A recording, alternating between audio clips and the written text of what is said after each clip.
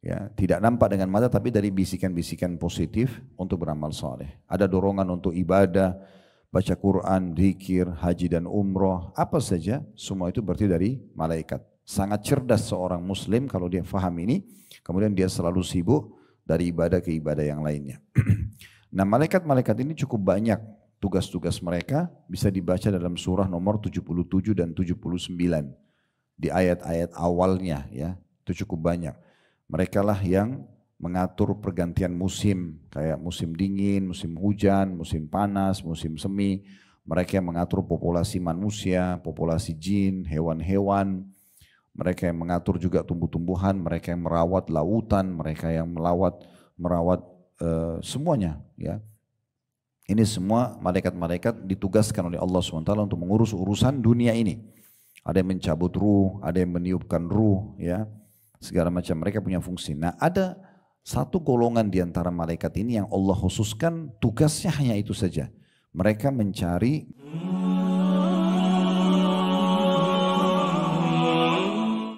Kita akan coba bahas dulu amal ke-32 pada kesempatan ini, yaitu tentang masalah duduk dalam majlis zikir. Penulis mengangkat di sini sebuah hadis Nabi SAW. Saya akan bacakan dulu seperti biasa, baru kemudian kita coba mengorek ilmu-ilmu dan hikmah yang bisa kita ambil dari judul bahasan ini. Hadis dari Abu Hurairah radhiyallahu anhu, beliau berkata bahwasanya Rasulullah SAW bersabda, karena hadisnya cukup panjang, di sini langsung ditulis terjemahannya. Sesungguhnya Allah Subhanahu wa taala mempunyai golongan malaikat yang khusus berkeliling di jalan mencari orang-orang yang berzikir. Dan kalau mereka menemukannya, mereka memanggil teman-temannya. Maksudnya malaikat saling memanggil satu sama yang lain. Seraya berkata, kemarilah. Lalu para malaikat itu mulai menaungi para orang-orang yang zikir dengan sayapnya sampai ke langit dunia. Maka Allah bertanya pada mereka, dalam kurung, padahal D-nya besar kata ganti Allah, maksudnya Allah lebih mengetahui atau maha mengetahui. Jadi sebenarnya Allah tidak tanya pun Allah sudah tahu apa yang sedang dikerjakan oleh orang yang zikir dan kenapa para malaikat menaungi mereka. Allah bertanya, apa yang diucapkan oleh hamba-hambaku itu?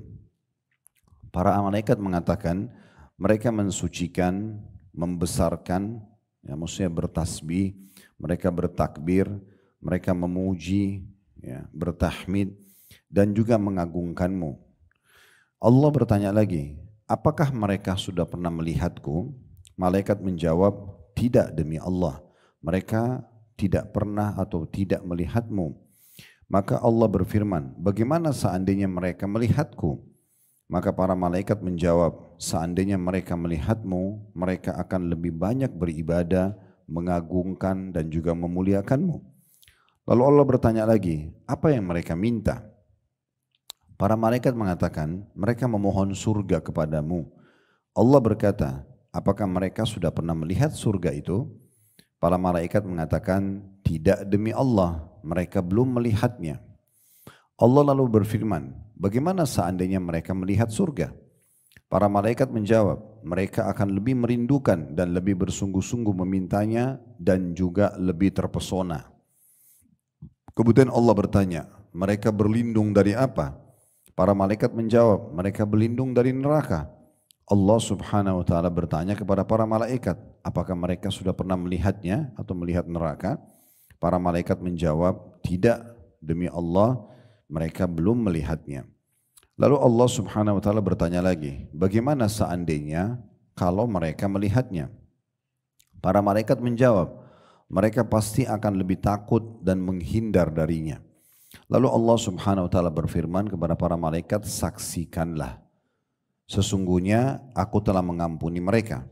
Maka salah satu malaikat berkata, di antara mereka ada si fulan yang hadir dalam majlis zikir itu yang tidak termasuk orang-orang berzikir, akan tetapi dia datang karena ada sebuah keperluan saja, kebetulan mampir.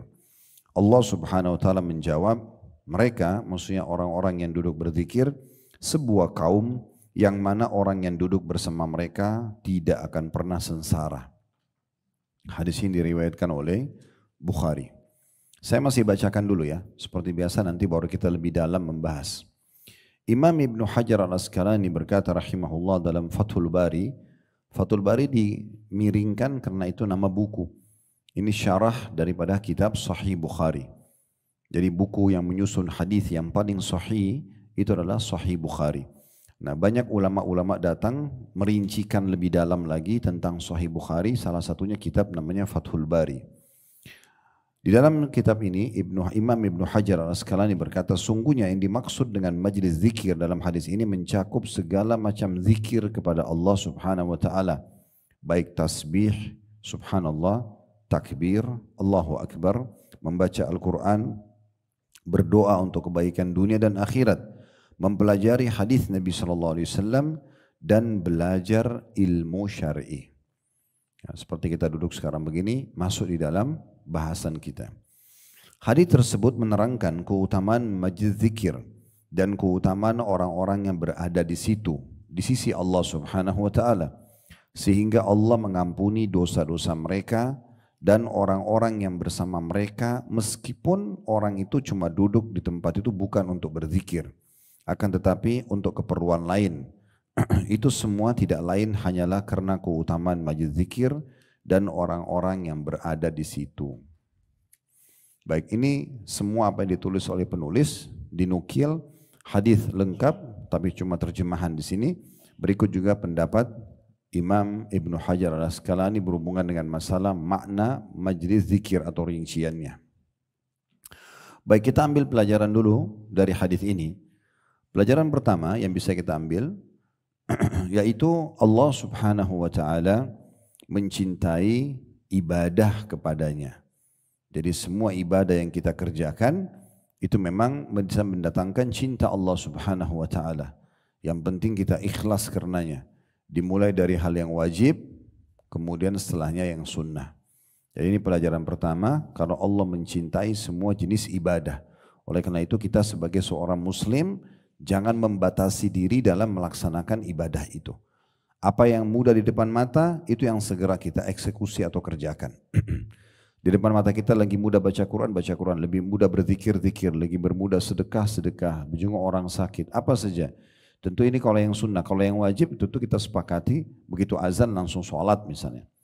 Nah, semua jenis-jenis ibadah ini akan mendatangkan cinta Allah Subhanahu wa ta'ala.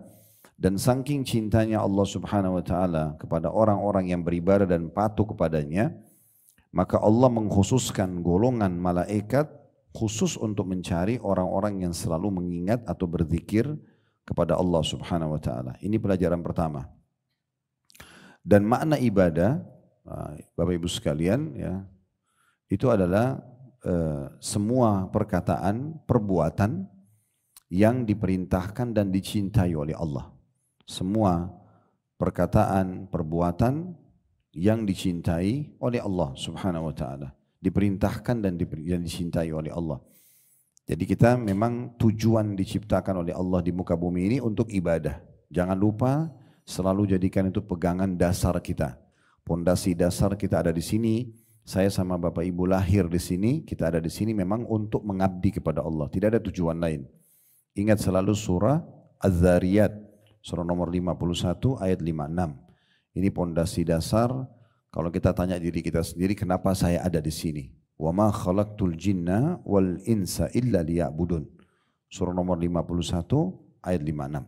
Aku tidak menciptakan jin dan manusia, semuanya tidak terkecuali. Laki-lakinya, perempuannya, para nabi-nabinya, orang biasanya, orang kayanya, orang miskinnya, orang sakitnya, orang sehatnya, orang tampan dan cantiknya, orang jeleknya, semuanya aku ciptakan untuk mengabdi kepadaku. Dan Nabi SAW mengatakan dalam sebuah hadis yang sahih, innallaha la yanzuru ila suwarikum wala ajsamikum. Allah tidak pernah mau menilai paras wajah dan postur tubuh kalian. Allah enggak menilai itu, tampan dan cantikkah, putihkah, tinggikah, itu enggak penting bagi Allah Subhanahu wa taala. Allah ciptakan semua pasti punya kelebihan. Walakin yanzuru ila qulubikum wa amalikum. Tapi Allah akan menilai isi hati kalian diikuti dengan ketulusan dan keikhlasan kepada Allah, penuh dengan keimanan kepada Allah, kemudian amal-amal kalian. Jadi tidak penting di sisi Allah itu kalau orangnya cantik dan gagah tapi kafir atau bermaksiat, tidak beribadah kepada Allah SWT, tidak penting. Orang itu mungkin jelek secara fisik, bahkan mungkin cacat, tapi sangat patuh kepada Allah, itu lebih mulia di sisi Allah Subhanahu wa Ta'ala. Jadi ini pelajaran penting sekali dari hadis, pentingnya kita selalu sibukkan diri kita untuk beribadah, dari ibadah ke ibadah yang lainnya, dari ibadah ke ibadah yang lainnya. Dan jangan pernah ada waktu yang kita lewatkan tanpa diisi dengan hal ibadah. Ya. Pelajaran kedua, ada makhluk Allah Subhanahu wa Ta'ala yang berjulukan malaikat. Ya, malaikat istilah seperti kita manusia. Ya. Ada juga golongan lain jin. Nah ini rukun iman kita yang kedua, kita wajib mengimani keberadaannya. Sudah pernah saya sampaikan bagaimana kita bisa mengetahui kalau malaikat itu ada. Kita bisa rasakan dari bisikan-bisikan positif dalam diri kita. Misalnya kita lihat orang miskin, lalu ada bisikan bantulah, nah itu dari malaikat. Kalau ada bisikan, tidak usah bantu, itu bohong dan segala macam dari syaitan. Nah selalu kita melihat itu. Kita dengarin azan, ada bisikan sholatlah, itu berarti dari Allah, dari malaikat. Kemudian kalau ada yang mengatakan, udah waktu masih lama, misalnya kita disuruh tunda sholat, itu berarti dari syaitan. Karena dua makhluk Allah ini tidak nampak. Tapi kita diajarkan oleh Nabi SAW dalam sebuah hadis yang sahih, kalau seseorang muslim terbangun di malam hari, maka akan berkata pendampingnya dari malaikat, sholatlah. Misalnya kalau kita kaget malam, ya biasanya ada bisikan untuk sholat tahajud misalnya. Nah, nanti pendampingnya dari syaitan akan mengatakan tidurlah karena malam masih panjang. Jadi memang ada bisikan begitu. Jadi intinya malaikat kita bisa tahu dari ya tidak nampak dengan mata tapi dari bisikan-bisikan positif untuk beramal soleh. Ada dorongan untuk ibadah, baca Quran, zikir, haji dan umroh, apa saja semua itu berarti dari malaikat. Sangat cerdas seorang muslim kalau dia faham ini, kemudian dia selalu sibuk dari ibadah ke ibadah yang lainnya. Nah malaikat-malaikat ini cukup banyak tugas-tugas mereka, bisa dibaca dalam surah nomor 77 dan 79 di ayat-ayat awalnya ya, itu cukup banyak. Mereka lah yang mengatur pergantian musim, kayak musim dingin, musim hujan, musim panas, musim semi. Mereka yang mengatur populasi manusia, populasi jin, hewan-hewan. Mereka yang mengatur juga tumbuh-tumbuhan, mereka yang merawat lautan, mereka yang merawat semuanya ya. Ini semua malaikat-malaikat ditugaskan oleh Allah SWT untuk mengurus urusan dunia ini. Ada yang mencabut ruh, ada yang meniupkan ruh, ya, segala macam. Mereka punya fungsi. Nah, ada satu golongan di antara malaikat ini yang Allah khususkan tugasnya hanya itu saja. Mereka mencari majlis zikir. Mereka keliling-keliling hanya nyari. Kalau ada orang kayak majelis ilmu begini, mereka lihat, mereka mampir. Lalu mereka saling panggil, ini ada di sini nih. Di sana mungkin ada orang yang sedang zikir habis sholat. Di sana mungkin ada orang yang sedang baca Quran. Pokoknya semua orang yang sedang duduk berzikir kepada Allah. Ya, dan itu tadi sudah dijelaskan oleh Ibnu Hajar. Zikir masuk di dalamnya orang berzikir menyebut nama Allah. Subhanallah, Alhamdulillah, Allahu Akbar, wa la ilaha illallah. Apa saja zikir-zikir yang sudah jelas warid atau ada di dalam Al-Quran dan Sunnah. Atau juga mempelajari tentang halal dan haram. Hukum-hukum Allah Subhanahu wa ta'ala. Maka itu pasti akan dihadiri oleh malaikat-malaikat ini. Kita tidak nampak, tidak lihat mereka. Tapi kita meyakini sebagai rukun iman kita mereka ada dan mereka memang tugasnya untuk itu. Pelajaran ketiga, bahwasanya Allah Subhanahu wa ta'ala itu akan menilai semua perbuatan hamba-hambanya dan Allah Subhanahu wa ta'ala akan memberikan balasan secara langsung. Ya, sebagaimana di sini ditanyakan oleh Allah, mereka lagi apa? Mereka lagi mengingatmu ya Allah. Apakah mereka pernah melihatku? Belum.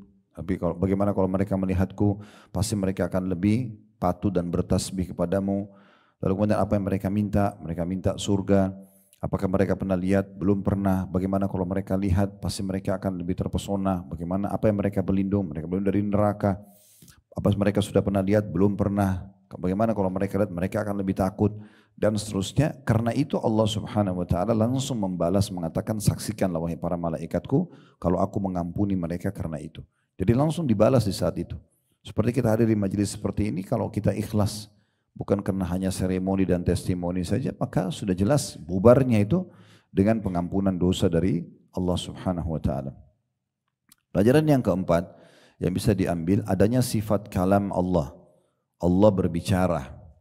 Allah berbicara. Tetapi memang dalam penerapan nama-nama dan sifat-sifat Allah ini Bapak Ibu sekalian, kita harus mengikuti kaidah dasar. Ya, tidak boleh kita tashbih, menyerupakan dengan makhluknya. Allah berbicara, ya, tapi jangan dibayangin sama dengan bicara kita. Jangan diserupakan dengan makhluk. Jangan juga ditakif, ditanyakan bagaimana, apakah keluar suara seperti kita, ya, pakai bahasa apa, itu enggak penting buat kita. Karena memang tidak ada penjelasan seperti apa suaranya Allah, besar intonasinya atau apa.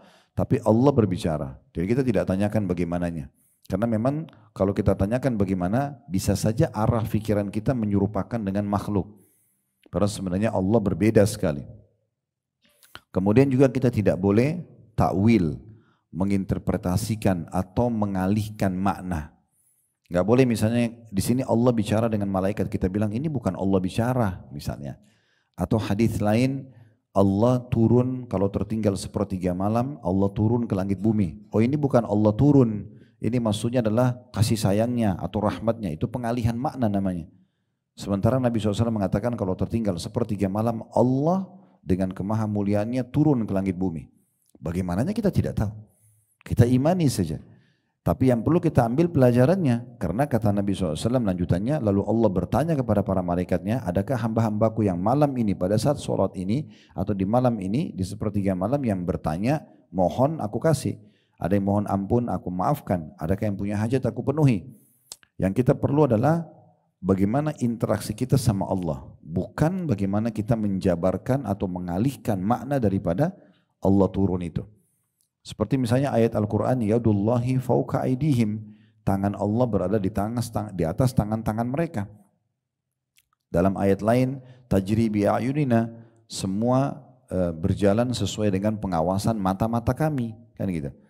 Berarti ini ada penyebutan gitu kan. Cuma memang untuk memahami lebih jauh, kalau Allah menggunakan ya satu, misalnya Allah mengatakan aku, ya, misalnya aku menciptakan Adam atau aku menciptakan, kepada iblis Allah mengatakan, kenapa kau menolak untuk sujud kepada ya sesuatu atau manusia, ini makhluk Adam yang aku ciptakan dengan kedua tanganku. Nah kalau ada ku, berarti itu Allah sendiri yang terlibat. Tapi kalau ada kata-kata kami, berarti Allah libatkan para malaikat di situ. Seperti tadi misalnya ya, mereka di bawah pengawasan mata-mata kami, berarti Allah ya melihat dan juga Allah libatkan para malaikat di situ. Nah seperti itu memahaminya. Dan cukup banyak tentang masalah ini ya, cukup banyak. Seperti misalnya dalam surah Rahman juga, ya, semua di muka bumi ini akan binasa nanti di hari kiamat kecuali wajahnya Allah. Ya. Kullu man 'alaiha fan wa yabqa wajhu rabbika dzul jalali wal ikram. Semua di muka bumi ini akan binasa dan hancur dan akan tersisa wajah Tuhanmu yang maha mulia. Ya, kita imani apa adanya. Jangan diinterpretasikan dan tidak usah juga disamakan dengan makhluk. Tidak usah juga ditanyakan bagaimananya, kita imani apa adanya. Yang terakhir adalah tidak boleh ta'til, tidak boleh dibatalkan. Kalau dibilang enggak ada itu, bisa ditolak, ini enggak boleh. Karena beriman kepada nama-nama dan sifat Allah harusnya kita sempurna, mengimani kesempurnaan sesuai dengan ya kemahasempurnaan Allah Subhanahu wa taala. Nah, di sini Allah bicara dengan malaikatnya, tidak mungkin kita tolak karena sudah ada penyampaian wahyu. Tidak mungkin kita samakan dengan makhluk. Ya, tidak mungkin kita interpretasikan atau alihkan makna. Interpretasikan ke makna yang lain tidak boleh. Karena memang Allah berbicara. Sebagaimana juga disebutkan salah satu julukan Nabi Musa alaihissalam kalimullah. Karena Allah mengatakan dalam Al-Quran, wa kallamallahu Musa taklima. Allah mengajak bicara Musa secara langsung. Ya, bagaimananya kita tidak tahu. Nah ini pelajaran tidak kalah penting. Kemudian yang selanjutnya, yang kelima ya. Ya. Yang kelima adalah pentingnya zikir itu sendiri. Pentingnya atau kedudukan zikir kepada Allah Subhanahu wa taala. Karena di sini ada potongan di mana Allah bertanya kepada para malaikatnya, apa yang diucapkan oleh hamba-hambaku?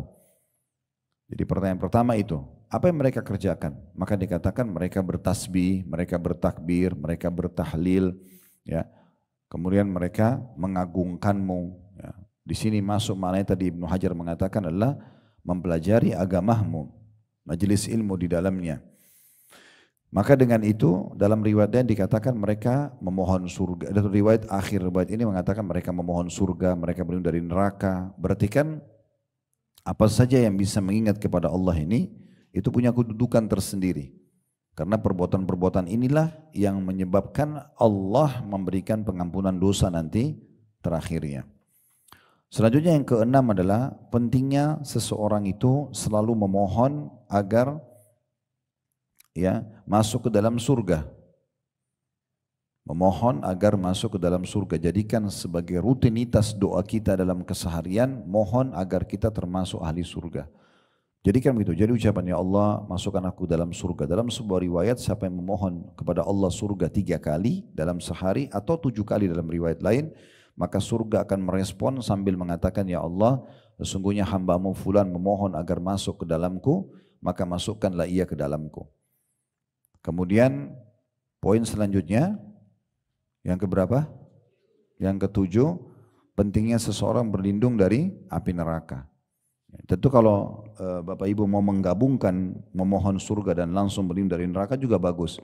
Tapi kita jadikan poin yang terpisah karena memang memohon ke dalam masuk surga adalah sebuah ibadah khusus. Berlindung dari neraka juga ibadah khusus. Ya, masuk dalam doa yang khusus. Nah ini mirip juga riwayatnya kata Nabi SAW. Ya, tidak ada orang yang berlindung kepada Allah dari neraka sehari 3 kali atau 7 kali dalam riwayat lain kecuali neraka akan merespon mengatakan ya Allah hambamu ini berlindung kepadamu dariku maka selamatkan ia dariku. Dalam penutupan hadis kata Nabi SAW maka dua-duanya surga dan neraka diizinkan untuk memberikan syafaat. Maksudnya surga akan diterima syafaatnya, pertolongannya kepada kita agar kita masuk ke dalam surga karena kita memohon kepada Allah. Dan itu ringan sekali, meminta 7 kali itu ringan sekali ya. Bahasa Indonesia misalnya ya Allah masukkan aku ke dalam surga, masukkan aku ke dalam surga, misalnya ya Allah jadikan aku penghuni surga atau bahasa yang mirip seperti ini 7 kali aja kita ulangi. Maka sudah cukup, itu kurang dari setengah menit. Sudah cukup untuk surga memohon kepada Allah agar kita dimasukkan ke dalamnya dan Nabi SAW mengatakan dan Allah mengizinkan surga untuk meminta itu. Begitu juga dengan neraka yang penuh dengan segala macam siksaan. Kalau kita berlindung darinya, Allah izinkan neraka untuk memohon kepada Allah agar kita diselamatkan darinya. Nah ini berlaku bagi orang yang berdoa dan berzikir. Itu yang ketujuh, jadi berlindung kepada Allah Subhanahu wa taala untuk diselamatkan dari api neraka. Yang kedelapan yang bisa diambil di sini adalah penutupan daripada hadis. Ya. Maaf, ada 10 poin sebenarnya. Sekarang yang kedelapan, yaitu pentingnya ya, seseorang itu memunculkan dalam hatinya 2 hal, al-khauf dan roja. Apa itu al-khauf? Rasa takut kepada Allah, dan roja, rasa berharap kepada Allah. Ini ulama ahli sunnah wal jamaah mengatakan harusnya seorang muslim ada di antara kedua ini. Roja, dia berharap agar Allah terima amal yang sudah dia kerjakan, dan khauf, rasa takut Allah hukum kalau dia berbuat dosa. Nah ini salah satu poin yang bisa diambil juga dari hadis ini, ya, karena di sini disebutkan bagaimana kalau seandainya mereka melihat surga itu, maka mereka akan lebih menyukainya dan berharap. Bagaimana kalau mereka melihat neraka itu? Kata para malaikat, mereka pasti akan lebih takut. Nah seperti itu. Yang kesembilan, pelajaran yang bisa diambil ya dari hadis ini tentang adanya ya, pengampunan dosa yang Allah Subhanahu wa taala berikan kepada orang yang hadir dalam majlis zikir. Ya, sebagaimana Allah mengatakan, saksikanlah para malaikat, sungguhnya aku telah mengampuni mereka. Berarti spontan dapat pengampunan dosa. Yang terakhir, yang ke-10 pelajaran dari hadis ini adalah ya, keberuntungan yang diraih dari orang yang ikut hadir dalam majlis itu. Walaupun dia bukan niatnya untuk itu. Kayak misalnya di majelis kita ini ada satu orang yang hadir, ini contoh saja, bukan saya katakan ada. Misalnya ada orang yang datang ke sini, dia tidak niat untuk belajar sebenarnya. Mungkin dia mau beli produk, mungkin dia mau ketemu sama temannya, misal. Ini contoh saja. Kemudian dia lihat, oh ada pengajian. Karena belum bisa transaksi, misalnya dia duduk dulu. Dia nunggu, tapi duduknya dalam majelis ini. Bukan duduk di tempat lain. Maka keberkahan majelis ini akan membuat orang itu pun dapat pengampunan dosa. Nah itu dari penutupan hadis, perhatikan. Karena para malaikat berkata begini, tetapi di antara mereka, ya Allah, ada orang atau fulan yang tidak termasuk orang-orang berzikir. Dia bukan niat untuk datang belajar ilmu, bukan niat untuk berzikir di situ, ya. Dan tetapi dia datang karena ada satu keperluan. Ada yang lain, bukan karena zikir, bukan karena ilmu. Dia mau ketemu orang, dia janjian, dia mau tagih utang, dia mau apa, tapi dia lihat pengajian, dia duduk di situ. Maka apa kata Allah SWT? Mereka, maksudnya orang-orang yang sedang duduk berzikir itu atau belajar, satu kaum yang mana orang yang duduk bersama mereka tidak akan sengsara. Dalam riwayat lain, mereka juga termasuk yang hadir itu diampuni bersama dengan orang yang duduk dalam majlis tadi. Nah ini 10 faedah yang bisa diambil dari hadis yang diangkat oleh penulis. Sekarang lebih dalam kita masuk ke penjelasan dan tambahan ilmu ya berhubungan dengan bahasan kita ini. Ada hadis Nabi SAW yang menguatkan bahasan kita, yaitu hadis ini berbunyi dari Abu Sa'id Al-Khudri radhiyallahu anhu. Ini sudah tambahan syarah ya, penjelasan tambahan. Beliau berkata, Abu Sa'id berkata, Muawiyah keluar menemui satu halaqah atau dalam kurung kelompok orang yang duduk berkeliling. Nah, ini ada bahasa Arabnya. An Abu Sa'id Al-Khudri qala kharaja Muawiyah ala halaqati fil masjid. Kata Abu Sa'id Al-Khudri, Muawiyah radhiyallahu anhu majma'in pernah keluar menemui orang yang sedang duduk dalam halaqah di masjid. Faqala ma ajlasakum, kemudian dia berkata, apa yang menyebabkan kalian duduk di sini? Qalu jalasna nadhkurullah.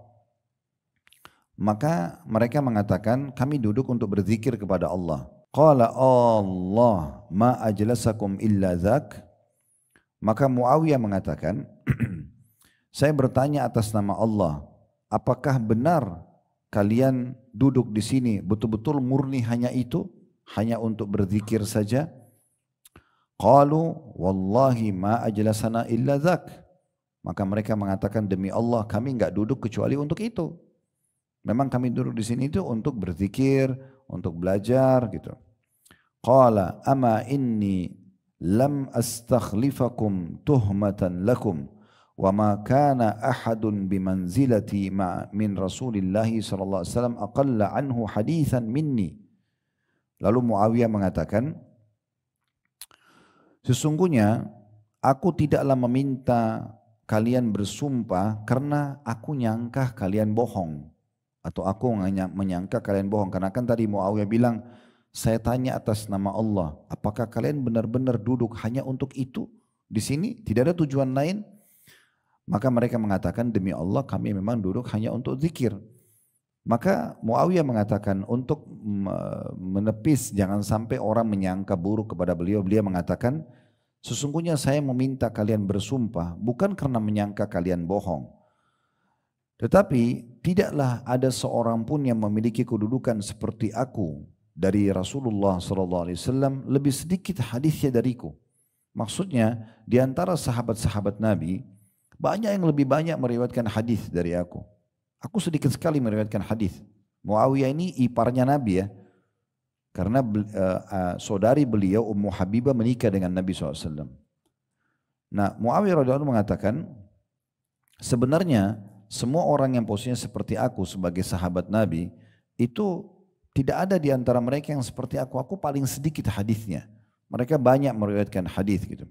Wa inna Rasulullah sallallahu alaihi wasallam kharaja ala halaqati min ashabihi. Tapi ketahuilah aku nukil sebuah riwayat kepada kalian. Satu hari pernah Nabi sallallahu alaihi wasallam keluar menemui sahabat yang sedang membentuk halaqah. Maksudnya lagi duduk untuk berzikir. Faqala ma ajlasakum.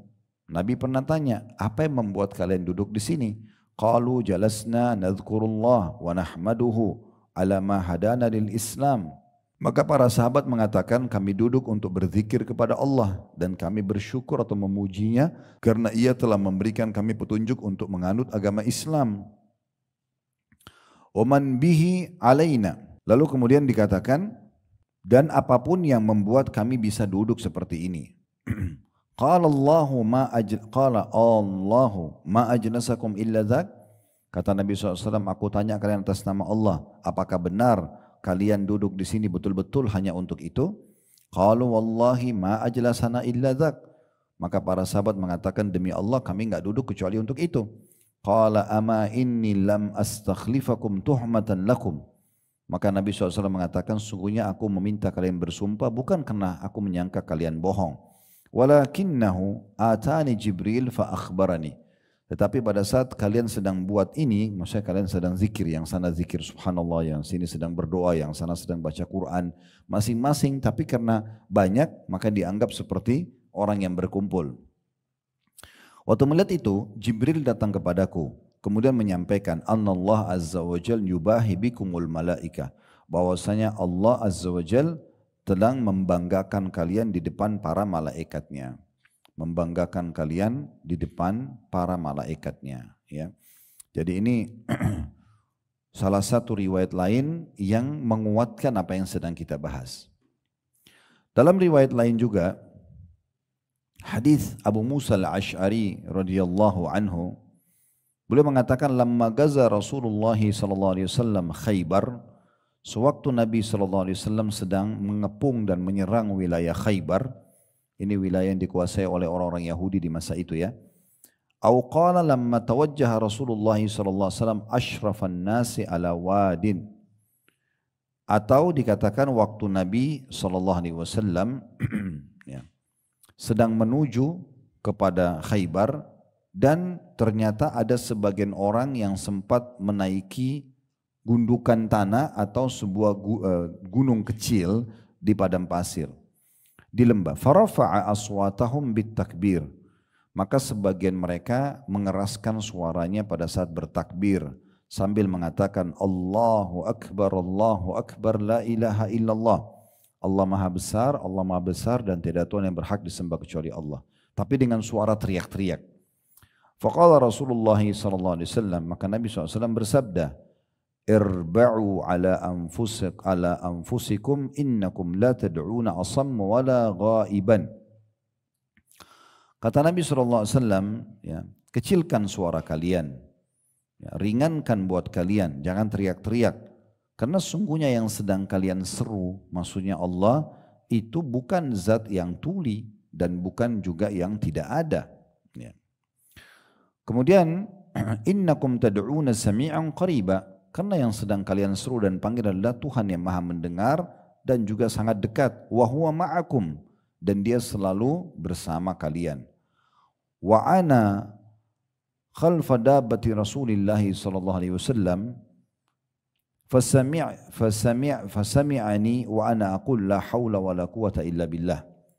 Dan pada saat itu aku kebetulan berada, kata Abu Musa al-Asy'ari, berada di belakang tunggangan Nabi.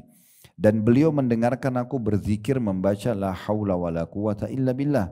Tidak ada daya dan kekuatan kecuali dari sisi Allah. Faqala li ya Abdullah bin Qais. Maka Nabi SAW berkata kepadaku, wahai Abdullah bin Qais. Abu Musa al-Asy'ari, julukannya Abu Musa. Namanya dia Abdullah bin Qais. Kata Nabi SAW, wahai Abdullah bin Qais.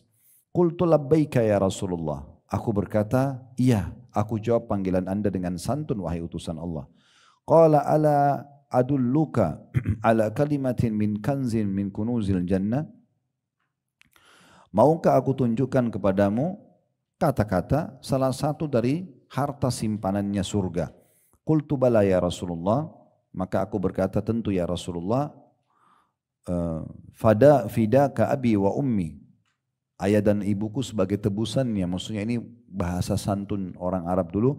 Kalau dia menghormati seorang, dia mengatakan, ya, ayah dan ibuku sebagai tebusannya. Maksudnya posisi anda itu melebihi ayah dan ibuku.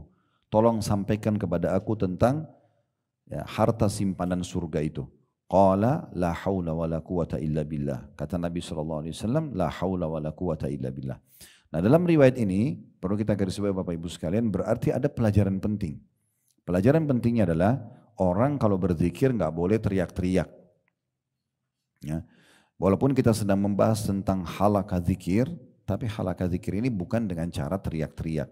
Ya.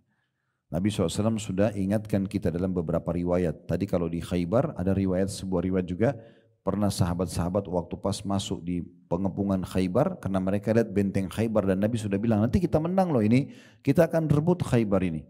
Maka sahabat-sahabat tuh lihat benteng itu, mereka karena semangatnya mereka teriak Allahu Akbar, Allahu Akbar. Mereka teriak takbir. Padahal ini medan perang ya. Untuk membakar semangat gitu. Tapi Nabi bilang, kecilkan suara kalian. Ini di medan perang, saatnya membangun semangat kan. Tapi Nabi bilang, jangan teriak-teriak. Sesungguhnya zat yang kalian panggil tidak tuli. Ya. Tahu, dengar apa yang kalian ucapkan. Lalu beliau mengatakan, jangan kalian berharap bertemu dengan musuh. Boleh keluar berperang. Berharap nanti musuh dengar, mereka pergi. Mereka tidak berani berperang. Udah itu sudah cukup. Karena Islam tidak pernah mengajarkan untuk bunuh-membunuh. Tetapi kalau kalian bertemu dengan musuh, kokohkan kaki kalian. Jangan kalian lari, lawan mereka. Nah seperti itu. Ini sesuai dengan firman Allah Subhanahu wa taala, tolong garis bawahi ini ya, karena beberapa orang karena tidak faham tentang adab ini, mereka teriak-teriak dengan suara keras, mengganggu orang lain. Ya. Perhatikan dalam surah Al-A'raf, surah nomor 7 ayat 205. Ini dalil yang sangat jelas di mana Allah mengajarkan kepada kita tentang adab berzikir kepadanya. Ya. Sekali lagi Al-A'raf surah nomor 7 ayat 205. Bunyinya wadhkur rabbaka fi nafsika tadarruan wa khifatan wa dunal jahri minal qawli bil ghudwi wal asali wa la takum minal ghafilin. Dan berzikirlah, ingatlah Tuhanmu, sebutlah nama-namanya. Subhanallah, alhamdulillah, wa la ilaha illallah, Allahu akbar, la hawla wa la quwata illa billah, astagfirullah. Semua ini dalam hatimu dengan merendahkan diri dan rasa takut. Dengan merendahkan diri dan rasa takut. Jadi agungkan Allah. Bukan seperti maaf orang kumur-kumur saja. Ya. Hadis Nabi SAW tentang zikir habis sholat misalnya. Siapa yang baca subhanallah 33. Alhamdulillah 33. Allahu Akbar 33. Digenapkan 100-nya. Kalau digabungkan 99. Dengan la ilaha illallah wahdahu la syarikalah.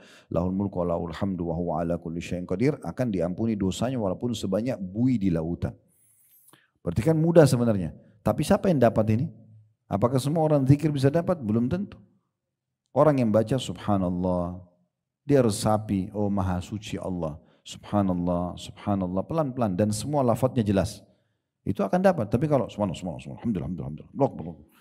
Apa yang dibaca? Ada orang kadang-kadang kita nggak ngerti apa yang dibaca sama dia. Karena buru-buru. Gitu kan? Kalau dia sadar, dia lagi buru-buru seperti itu. Kalau dia coba pelan tiba-tiba, pasti dia tahu kalau lafadznya tidak sempurna itu. Gitu kan? Maka percuma, sayang sekali. Untuk apa? Kita bukan buru-buru. Jadi di sini dengan merendahkan diri maksudnya dengan tenang. Diikuti dengan rasa takut kepada Allah SWT, mengagungkan Allah. Dan ingat, kalaupun bersuara, Allah bilang di sini. Dan dengan tidak, coba baca terjemahannya. Al-A'raf 205. Tidak apa? Tidak mengeraskan suara. Itu Allah yang perintahkan. Jadi nggak usah bicara pakai mikrofon. Tidak pakai mikrofon aja nggak boleh keras. Ngerti nggak? Apalagi pakai mikrofon teriak-teriak. Mahirnya mengganggu orang yang lain. Ini bukan kita bilang, oh zikir mengganggu orang. Tidak. Zikir tidak akan mengganggu orang kalau itu benar. Tapi masalahnya kadang-kadang ada orang begitu. Kan? Jadi berikan kesempatan orang lain dengan kehusyuannya dalam zikir. Ya. Dengan misalnya dia mau berzikir sesuai yang dia mau. Misal si fulan mau baca subhanallah.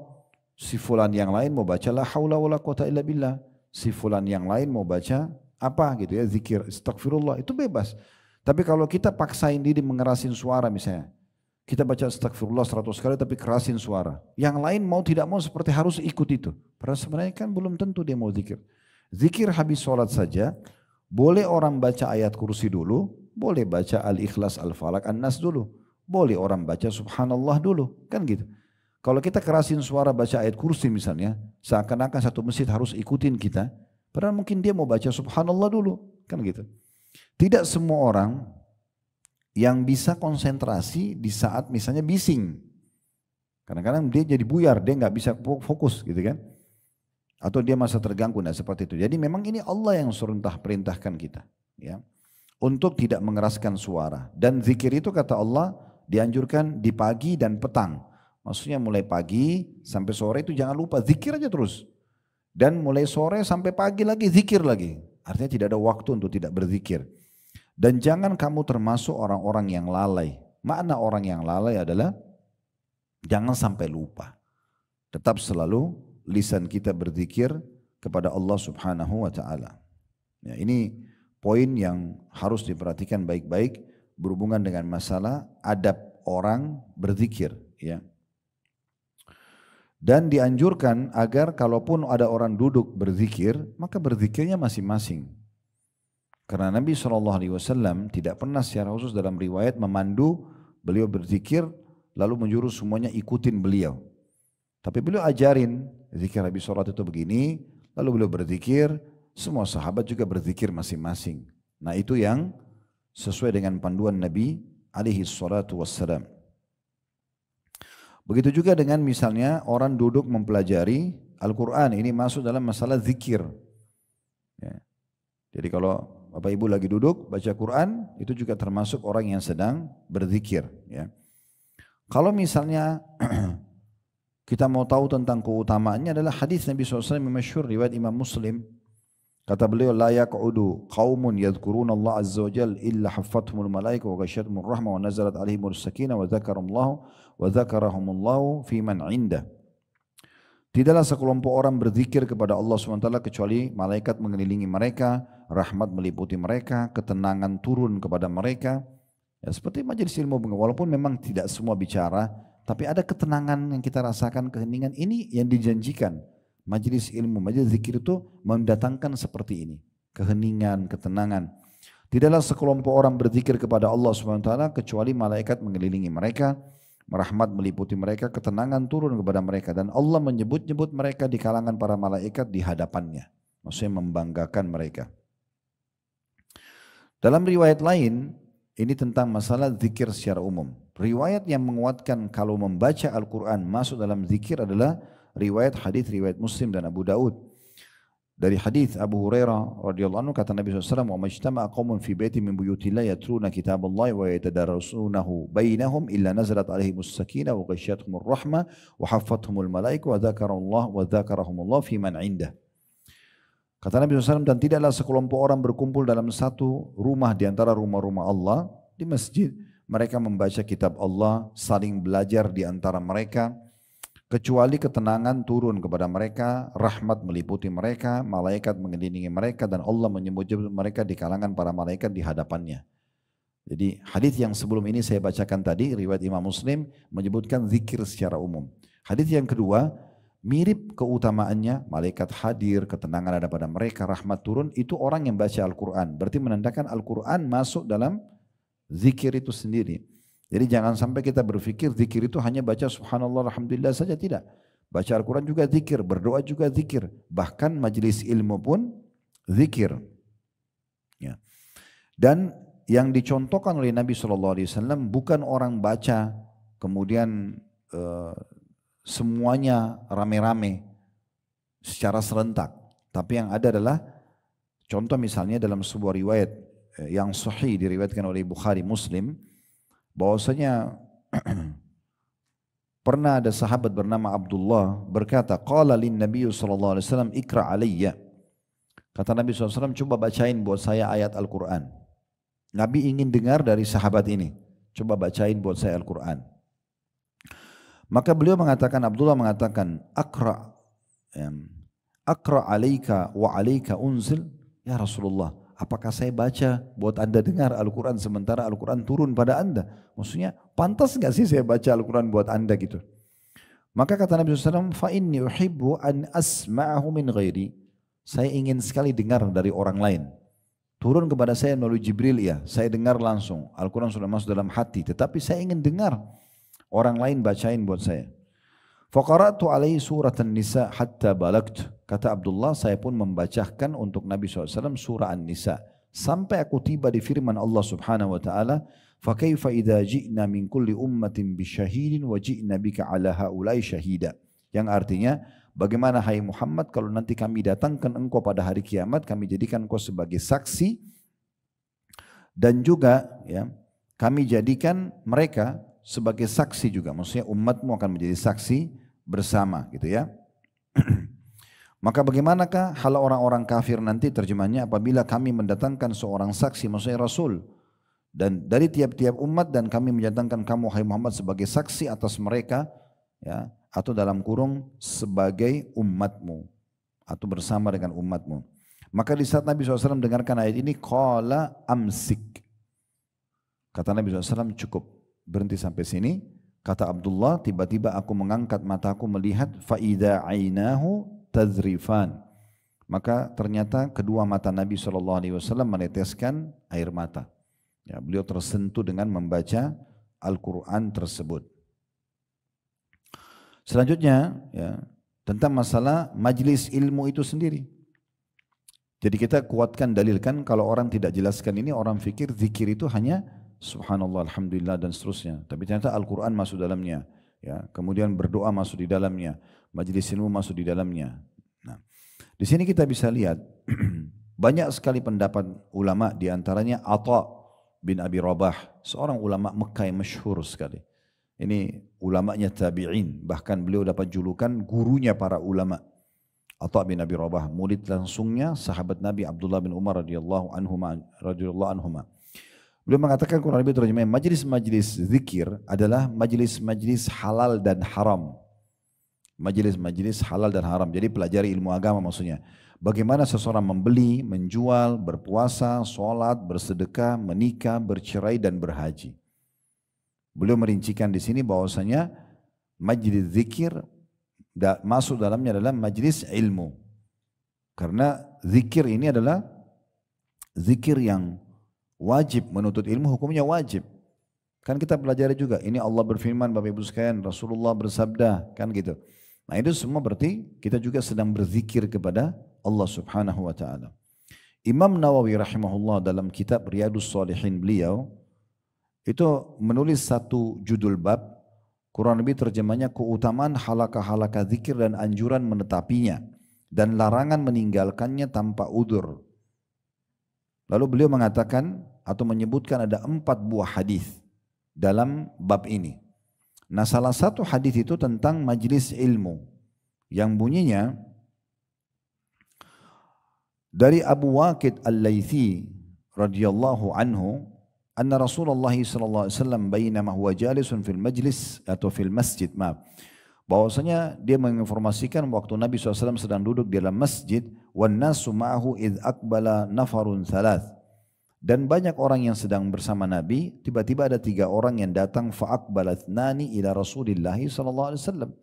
Ada 3 orang yang menuju ke Nabi, tapi 2 orang yang lebih fokus langsung menemui Nabi sallallahu alaihi wasallam. Wa dhahaba wahid, dan satunya pulang. Yang 2 datang menemui Nabi. Qala fawaqafa ala Rasulillah sallallahu alaihi wasallam. Kemudian keduanya pun berada di hadapan Nabi. Fa amma ahaduhuma fara'a farjatun fil halaqa fajalasa fiha. Yang satu dia lihat rupanya waktu dia dekati Nabi, dia lihat dalam majelis Nabi itu banyak sahabat-sahabat yang lagi duduk, ada tempat kosong, dia ikut duduk di situ. Wa ammal akhar fajalasa khalfahum. Sementara yang satu lagi dia lihat penuh, dia pindah duduk di belakang sekali.